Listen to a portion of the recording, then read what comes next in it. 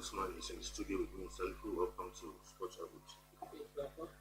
On today's edition of the program, we'll start from the camp of the Super Falcons. Of course, during the weekend, the Super Falcons took on the Lionesses of Cameroon in an Olympic one for a place in the 2024 Paris Olympics, and that game ended goalless. Goalless it was. Although the Super Falcons had a goal ruled out for offside, but it ended goalless. And the return leg will take place a few hours from now, right here at the MK Abiola Stadium in Abuja, where the Super Falcons will need to, go out for an all-out win to stand a chance of going to Paris 2024 Olympics. It's going to be a tough match, no doubt, playing at home, but we expect the Super Falcons to come out victorious in this one. Though the Lioness still ahead of this match, their coach, Bisek has been talking tough, saying, look, they are here in Abuja to ensure that, they cause an upset against the Super Falcons. Yeah, as you rightly say, it's going to be a very tough match. No doubt about it. If you look at the rivalry between the two sides, although Super Falcons always have an upper hand in the Cameroon Lioness, but you can't rule out that any day, any time, the Cameroon Lioness are always a tougher opponent. And then if you're looking at this match, I think the only motivations I've seen this competition so far, the only things I've seen so far, I believe that will give the Super Falcons and the Nigerian ladies same motivations to go all out and is the Olympic ticket. Olympic itself is a motivation, and every athlete, every sport person desire. If you ask any sport person, he desires to play at the Olympic, and that is why you see even some top players. That's why they don't play in their career to the highest peak. They still want to participate in the Olympic. If you recall, in 2008, the then Brazilian star Ronaldinho, that's why playing to the highest level, win the Champions League, win the numbers of Champions League, being one world player of the best twice, still went and played at the Olympic in Beijing 2008. And that's why you still see some key players up to now still want to play Olympic. And likewise, at the weekend, yesterday I heard the captain of the Super Falcons, Gibari, say that she in particular has not played Olympic. And so also all the squad, all the members of the squad. So there's no any players in the Super Falcons today that has played at the Olympic. So all of them, the last time the Super Falcons played at the Olympic, the Super Falcons Nigerian women to play at the Olympic was 2008. That's almost 16 years now. So it means that all the present clubs of the Super Falcons players has never played in Olympic event, and so there will be desire to play in an Olympic. And that is the only thing I see is a motivation for them to go all out against the Cameroonian to get the result. Because if I look at if you ask me, is the environment fertile, and the authority concerned provide all the necessary for the team to put the girls in the right frame of mind to ensure that they get the result. So some I have seen no. Why I have seen so, for instance, I don't know why the Super Falcons play in Daura on Friday and have to wait until yesterday Sunday to fly in the same flight with the Cameroonian team back to Nigeria. If you really look at that situation, it's like clear show that some certain thing is missing there. Because if you look at it by now, it means that you have put the Camerooners are more in the right frame of mind going to this match than the Super Falcons. But I don't know why the match that play on Friday night, we have to Friday. If they can't fly back that midnight, why can't they fly back on Saturday and they have to wait and to book on the same flight, fly from Daura on the same flight to Nigeria? So it clearly shows that to me, it might be that there's something is missing there, and the Nigerian football were not up to their responsibility, and that's why they have to pull the girl back in Cameroon after playing the match on Saturday. Spend about 2 days in Cameroon before fly back on the same flight to Nigeria, and here they fly back on the same Nigeria to Nigeria yesterday on the same flight to Cameroon. That means they have to share. That means they don't have the time training on the pitch. On the pitch, they're going to play before this match. So the only time they have access to the match is just a warm up time, maybe warm up time that will be going there, give them currently now with on the two sides. But however, if I say that the Super Falcons are mature players, they are professional players, and that motivation of the individual player that I want to play at the Olympic, I think that will be enough to give them the desired result and to get. This is just after this, this is not the final one. After this, there's another qualifier where they're likely going to meet in winner of Cameroon, either South Africa or South Africa or Gambia in the final round. So, but however, I still believe that the girls should be able to do the job on the needs that them want to be play at the Olympic. Yeah, of course. Clearly, I mean, the Olympic, just like you rightly said, a different tournament. No matter how successful an athlete is, every athlete wants to at least have a feel of the Olympics, which, like you said, is the proper motivation. So that match comes up later on today. I think 5 p.m. 4 p.m. Right? Yeah. So we just hope the Super Falcons will get out there and get the job done. Of course, if they win this one, they still have South Africa to face to ensure that they qualify. But I mean, one step at a time. We hope that this evening they can get the job done and at least have one leg in Paris. Now, over to some other football matters, talking about Rivers United, where fantastic performance from Rivers United yesterday against Academica Lobito of Angola yesterday, where they secured a vital 3-2 away victory, for their first victory actually in this competition so far, to keep their hopes of a quarter-final place alive after qualifying draw with Etoile Filante of Burkina Faso and group losses to Dreams of Ghana and Club Africain of Tunisia in other away games. Yesterday was a change of fortunes for Rivers United as it ended 3-2 in that one. So when I saw this result, I was really excited for Rivers United going all the way, to secure a victory in Angola. It's not really an easy, a feat, and we only hope that they continue in this vein and make it to the quarterfinals of the CAF Confederations Cup. Yeah, you're right. Congratulations to Super United. It's not an easy feat going all the way, and especially with our history of our club going away to play, not getting the desired result when they play away. So congratulations to Super United for going all our way to the South African side there and get the immediate result. Carried and we hope that they will be able to maintain that momentum. Exactly. Sometimes when you go away and it's expected that when you come back home, you should be able to perform better. I think they'll be more realized, they'll be more sent to less pressure to play at home than to be at a disadvantage. Exactly. Play at a disadvantage, play at in the return leg. So they play away and now they have that they are on advantage side, play at home for the return. So I think the congratulations to them and we believe and we feel that they'll be able to maintain this momentum and keep the fly flying. And CAF, do we still have the away goal rule in CAF Confederations Cup? Yes, away goal rule is only, even FIFA have not abolished the away goal rule. It's only UEFA that has abolished the away goal rule. So even that's why it's UEFA that has abolished the away goal rule. Even FIFA has not abolished the away goal, and that is why the Super Falcons has to ensure that they don't concede the goal into the because playing goalless and playing if they concede the goal and then the Cameroon is very good for them. So away goal still run, and without away goal, it's an advantage for the River United. Scoring three goals. Yeah, away, exactly. So it's an advantage to them. So for the Angola wins, for them to cast that they need to score more than 2 goals. To score more, at least beat Rivers United like by 4 by 2-0. Like by 2-0, okay, yeah, 2-0 exactly, yeah, So exactly by 2-0 at And I least. hope the Super United will not be just hold their leg and allow Exactly. the Angola side to come here and get them back to the 2-2. All right, to some other news, not a really good one for that. Talking about the Afro Basket qualifiers.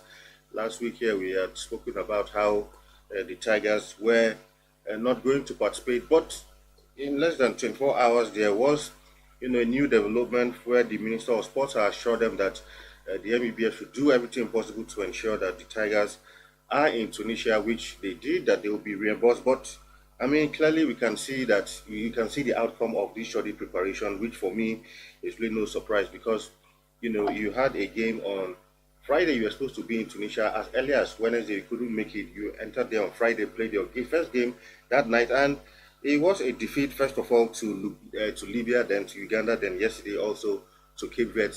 Back to back losses. I mean, for the Tigers, not really a good one. And the way it is going. Well, the second window comes up in 21st of, that's February. So, but I mean, this is really a terrible performance coming from the Tigers, especially a country like Libya, defeating the Tigers in a basketball game. Same for Uganda. I mean, it's really not good news. But you can see what study preparations can do. It's not rocket science. It's not something that you pray about or anything. Once, like you say, once you don't once you fail to plan, you are planning to fail, and clearly we are seeing this pan out. Yeah, in as much as Nigeria, I'm not claiming to say that Nigeria is a basketball playing nation, or basketball is being doing, or basketball was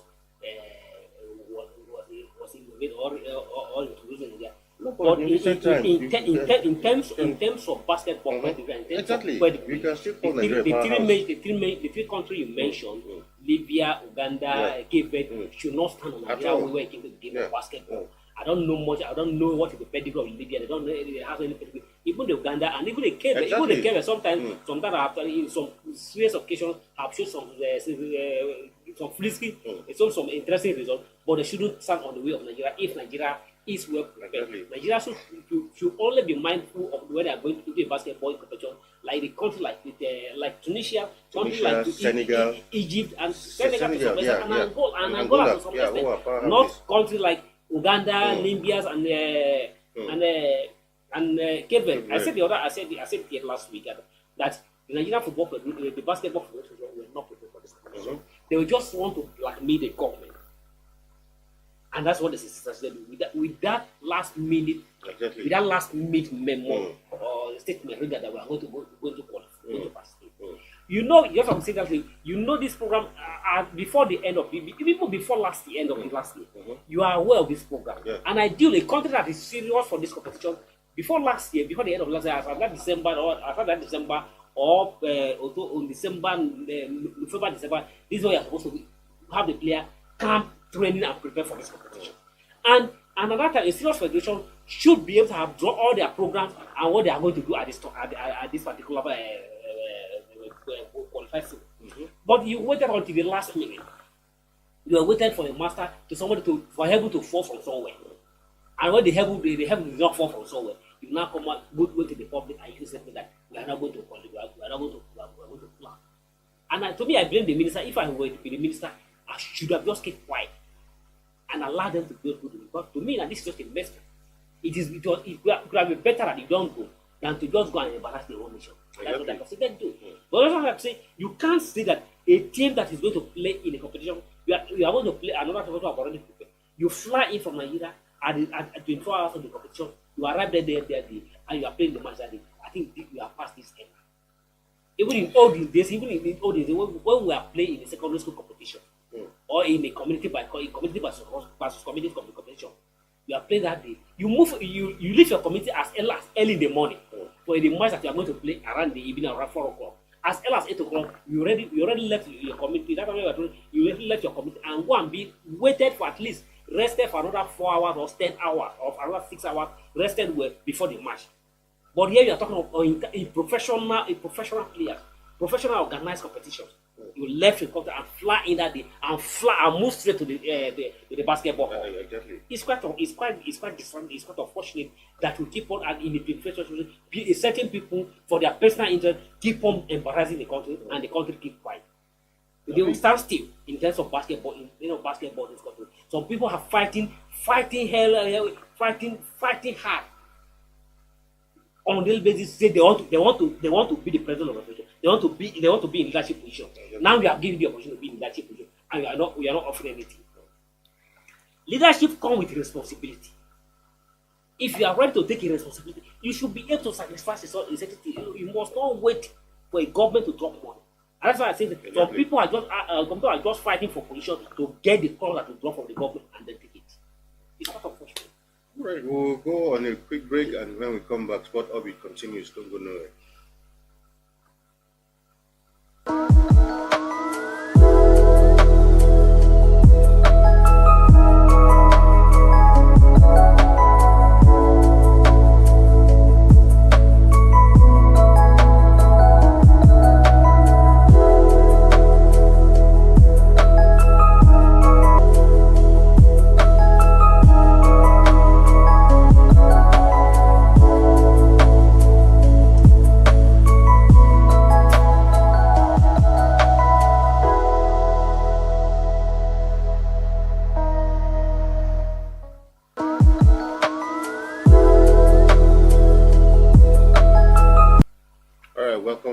from that break. It's still sports.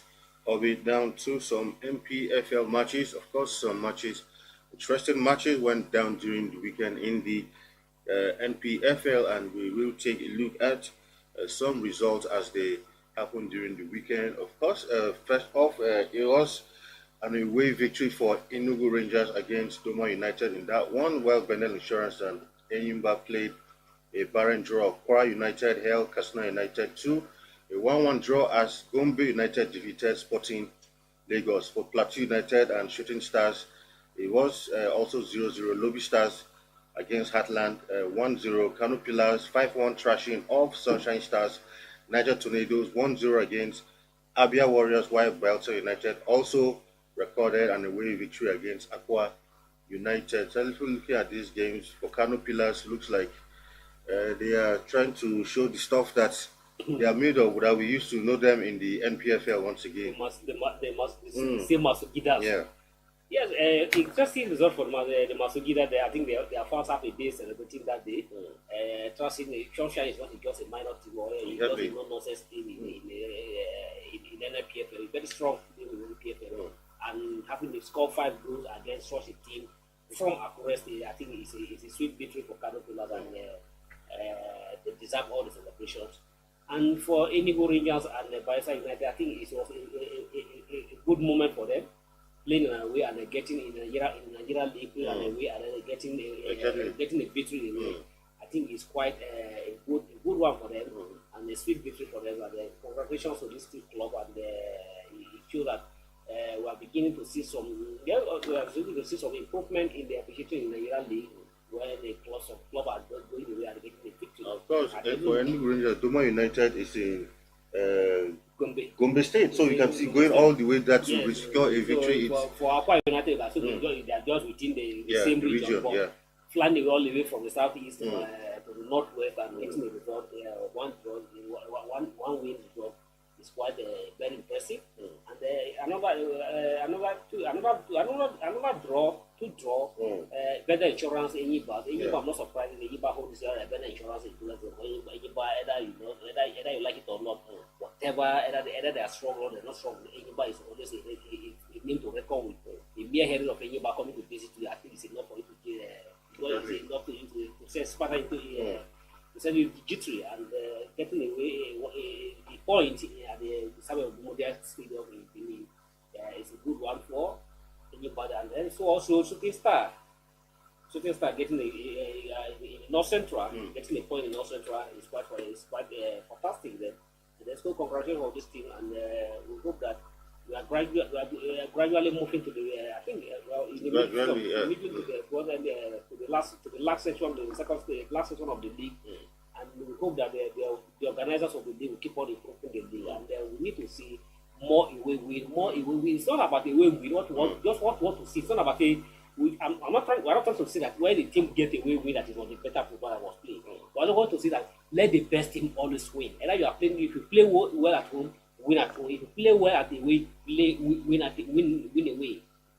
Yeah, well, it's a full league. But yesterday, while listening to the MPFL chairman on a sports program yesterday, he had alluded to the fact that after this season, looks like they might go back to the average league format, and his reasons were that a lot of incidences were recorded in the course of players traveling from all over the country, and he had hinted on that program yesterday that he's making a case, trying to talk to all football club owners that next season they might likely return to the average league format.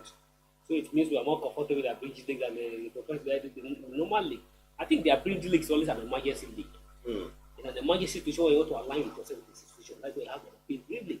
Now you hold that average league last season, and now you're holding the normal league this year, and you still want to go back to the average league. It clearly shows that you are not making. Are you making? No, just look at that far. By that comment, is Elegbele admitting that they are not making any progress? It clearly shows that they are not making progress. Because if you are making a progress, you hold an average league just last season, and you are now doing the normal league, and you still want to go back to abnormal. Average is an abnormal situation. No any nation that is doing what they want to play have their top flight league, their professional league run on average league. Yes, yes, you may understand with the analogy that the fact that the team has to travel from far Travel, distances, and he alluded, bad roads, bad road, and all travel of to the that, back and distance. security risk. But we should try on a way to improve instead of allowing the situation of abnormal situation to become a normal situation in this country. Having a bad road, having a security challenge is not a normal situation in this country that we should encourage it. All we need to do is to work on how can we get better. And at the same time, we have people move. So it's quite unfortunate that the club are not being run professionally. And if you're looking at if you are running a club in this country based on as for a recreational purpose or for a charitable purpose, for a recreational purpose, or you know, let people just go and play and have fun. To me, that is what the way we are running club in this country. And do I say so? If you look at most of the 80%, not 90% of the club playing in the Nigeria professional league are owned by government. Yeah. And if you ask the government what is the return of investment from the club that's being owned by the government, actually zero. No state owned club is returning anything back to the treasury or returning back to the club. Every month, government release from the allocation and to finance the club. And those in charge of the club just get the money and pay the salary. But what is the club generating? I think we should begin to learn, and we should ask questions. Why clubs like Arsenal, Premier League, Arsenal, Manchester United, Liverpool are run privately and they are generating for even supporting others, even supporting people, supporting government, and system giving out to people, paying heavily. Is UK government financing any club in England? Absolutely no. But why, if those clubs, but even the governors should be even ashamed of to ask questions, even because of our corruption tendency, that even sometimes even this governor use this club as an avenue to siphon money. If not, why should I put, for this year, if I'm a governor of the state, I put 20 million. For this time, I put 20 million, or let's say 20 billion. I spent 20 billion on the club this year. Next year, I should be able to ask at the end of the season, how much do I get back? The club should get money. I cannot be paying salary from the state treasurer, from the allocation, from the federal government allocation on a monthly basis to pay players, and the club is not generating money to pay any salary. Club sell players. Where is this money coming from? I think we should begin to know that. We should begin to ask questions. To me, I understand with this predicament, I understand with this shit that okay, the road are too bad, but we shouldn't encourage abnormal to be a normal situation. All right, let's go to Europe now, where we look at some happenings around. Of course, yesterday that highly anticipated Carabao Cup final took place. Liverpool against Chelsea, and once again, Liverpool it was who came out on top.